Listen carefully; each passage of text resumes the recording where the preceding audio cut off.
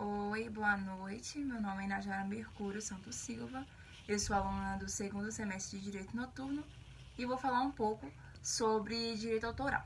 Então, gente, o que seria direito autoral? Direito autoral nada mais é que o direito que o autor intelectual tem sobre a sua obra, ou melhor dizendo, sobre a sua criação.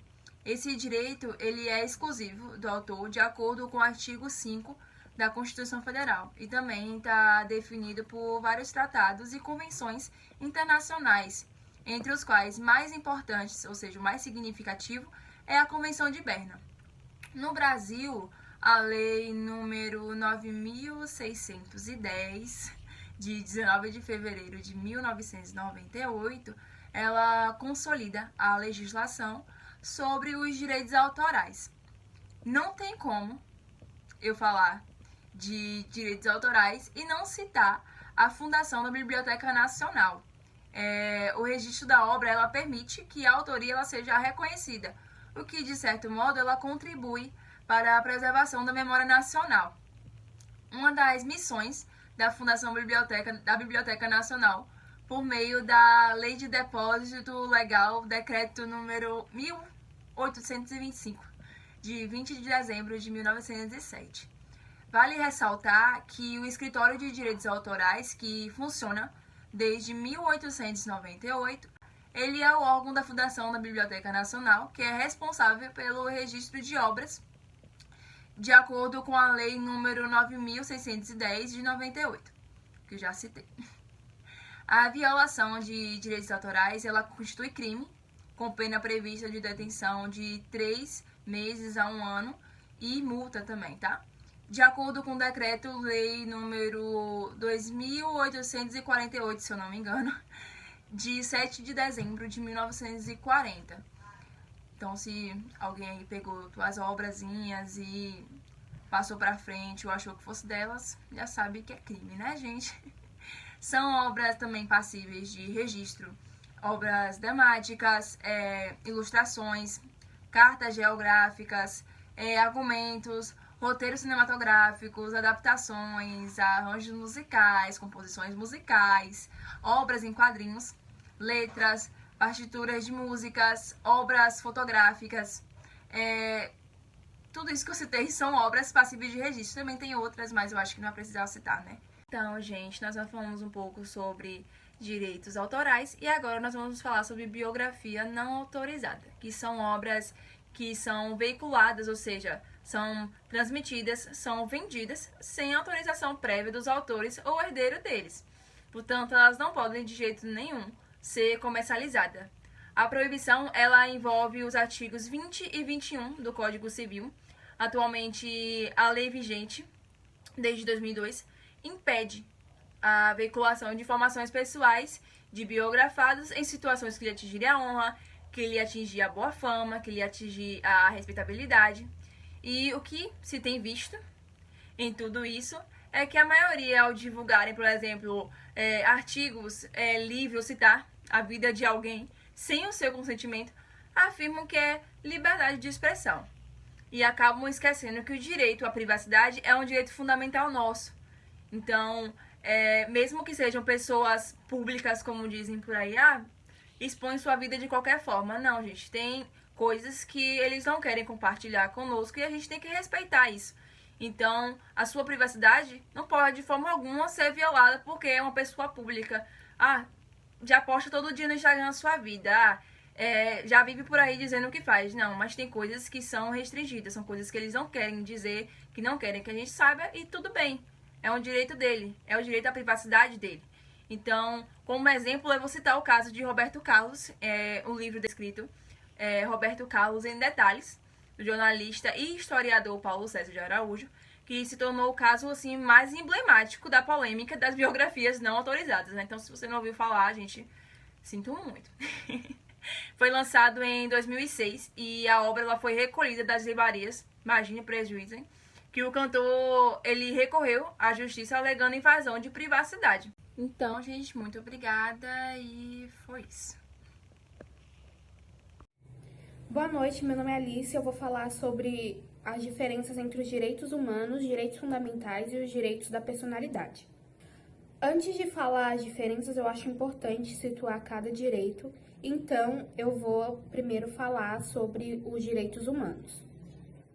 Bom, os direitos humanos são todos os direitos relacionados à garantia de uma vida digna para todas as pessoas. Então, ou seja, ele é um direito que é garantido a todas as pessoas pelo simples fato de ser humano. Bom, então basicamente os direitos humanos eles se refere a todos os direitos e liberdades básicas do ser humano, né?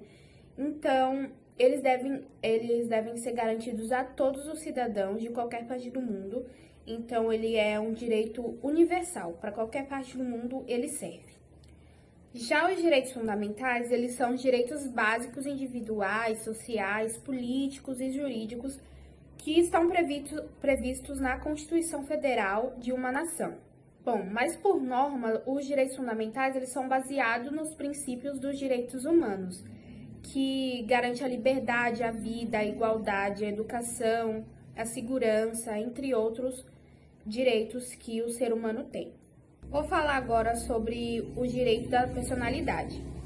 Bom, no Código Civil de 2002, passou a dedicar um capítulo somente para os direitos da personalidade, que basicamente ele tratou que esses direitos da personalidade dá direito ao próprio corpo, direito ao nome, direito à honra, direito à imagem, direito à privacidade. Então, isso está no Código Civil de 2002, que passou a dedicar esse capítulo somente para o direito da personalidade.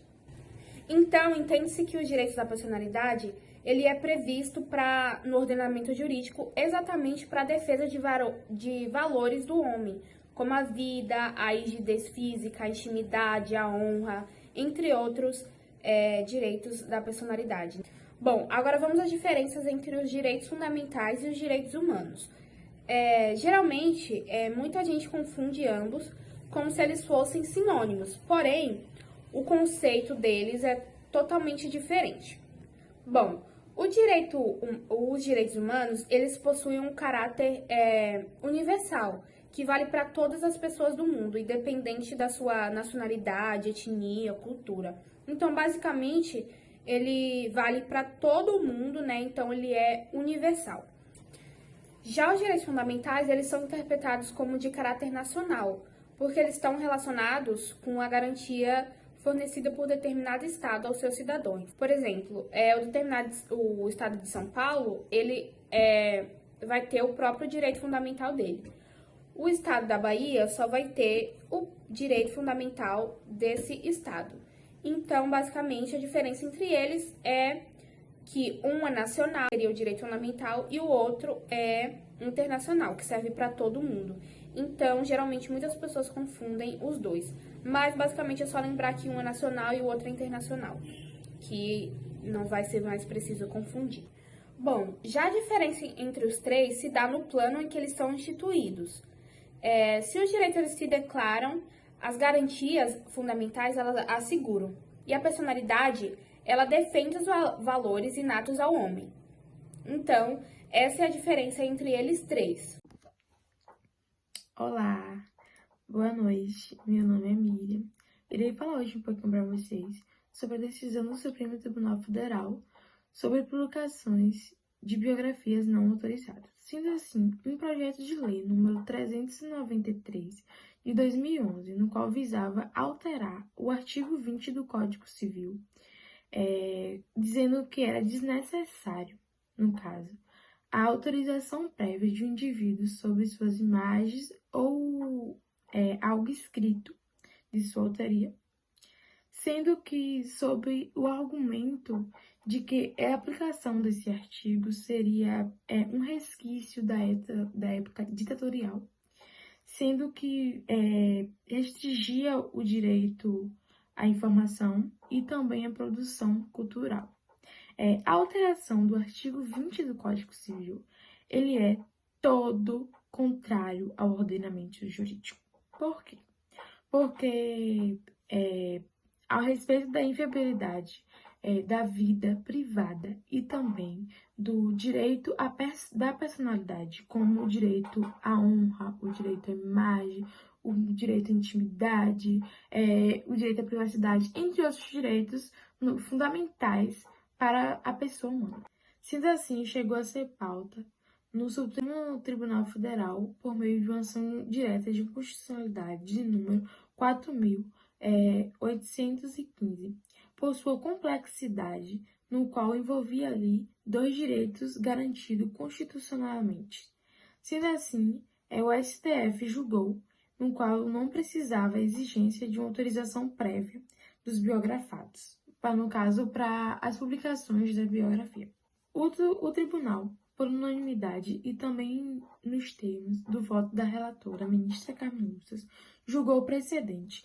O pedido da formulação direta, no caso, para dar interpretação, conforme a Constituição, aos artigos do Código Civil 20 e 21, sendo assim, sem redução de seu texto, e também declarar inexigível todo o consentimento da pessoa biografada, relativamente por suas obras literárias, suas obras biográficas ou também audiovisuais.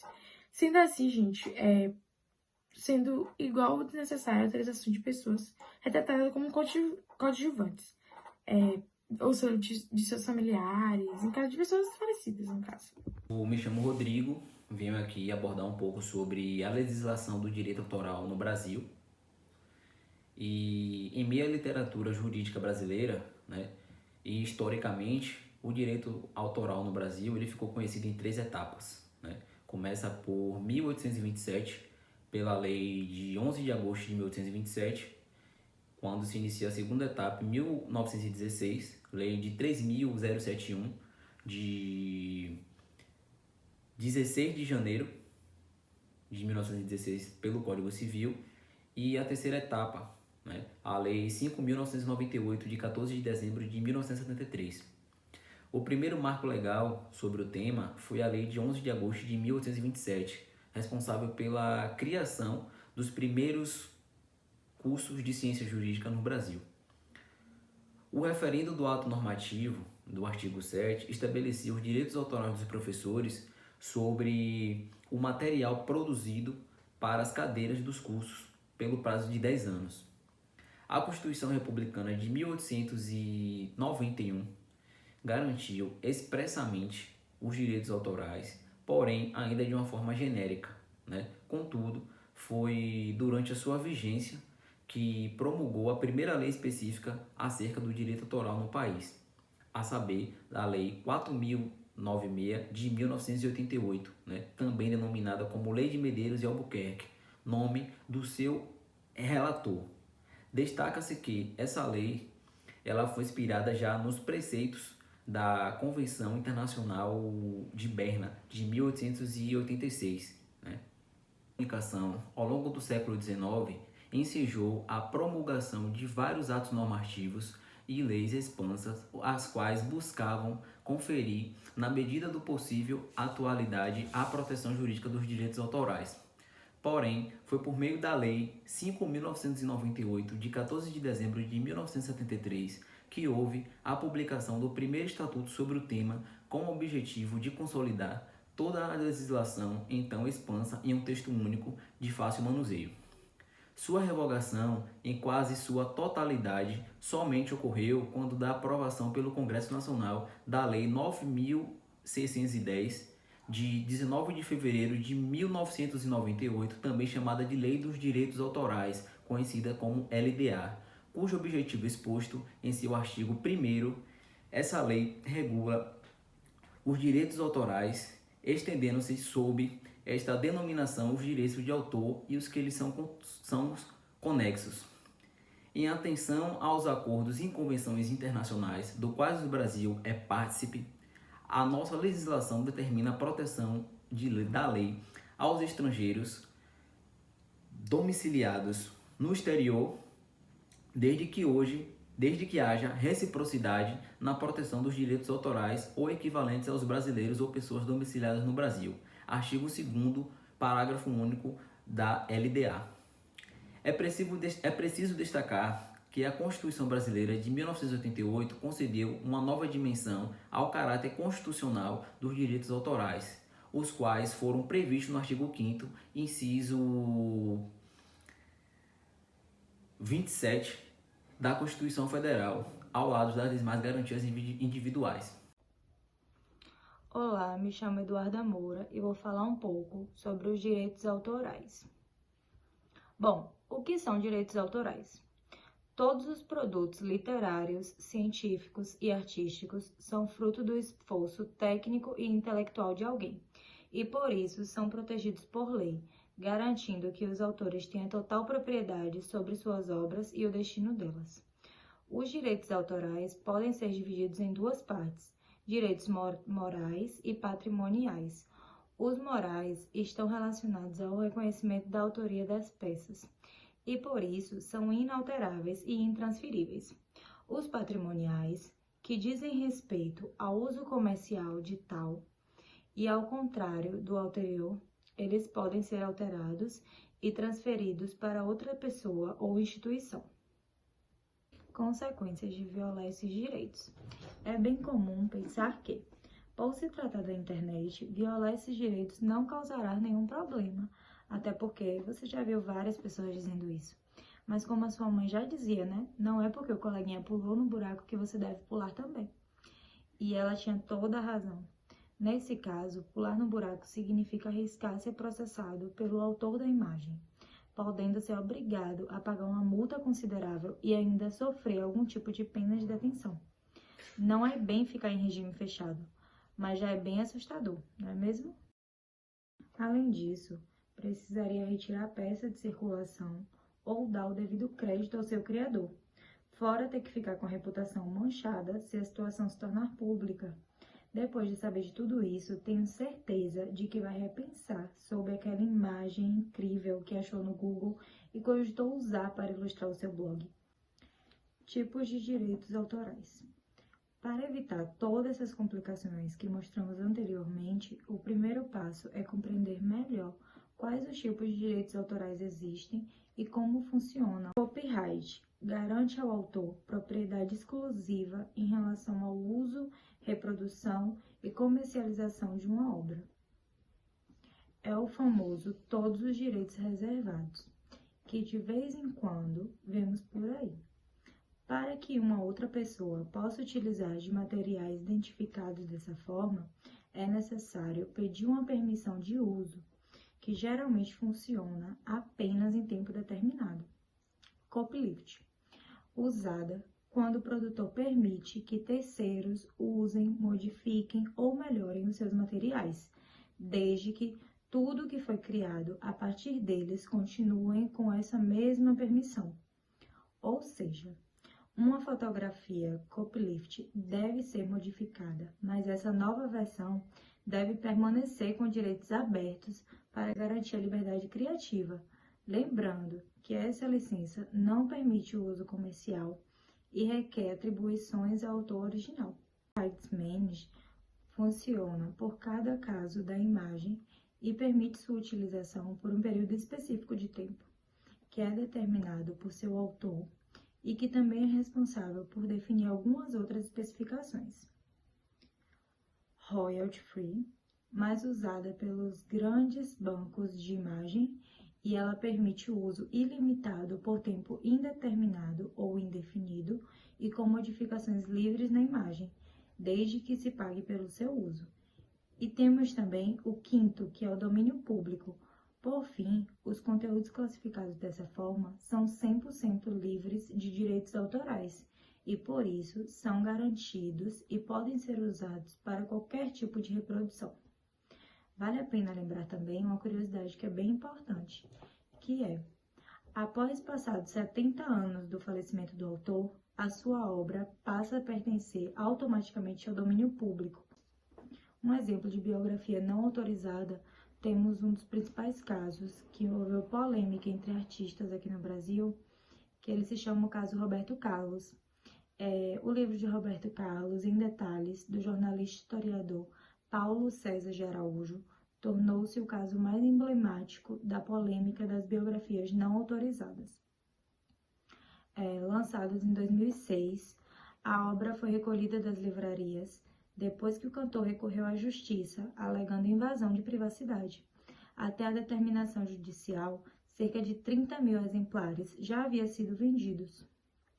A disputa deu musculatura para a criação do grupo Procure Saber, em 2013, capitaneado por Caetano Veloso, Gilberto Gil, Chico Buarque e o próprio Roberto Carlos. A confraria defendia publicamente a necessidade de autorização prévia para a publicação de biografias. No entanto, após a repercussão negativa que o caso tomou, Roberto Carlos decidiu deixar a associação e hoje seus integrantes já não discutem mais o assunto polêmico. O cantor, por outro lado, criou uma entidade chamada Instituto Amigo. Logo depois de deixar o Procure Saber, o cantor poderá participar do julgamento do STF como amicus curiae, ou seja, é uma parte integrada do processo.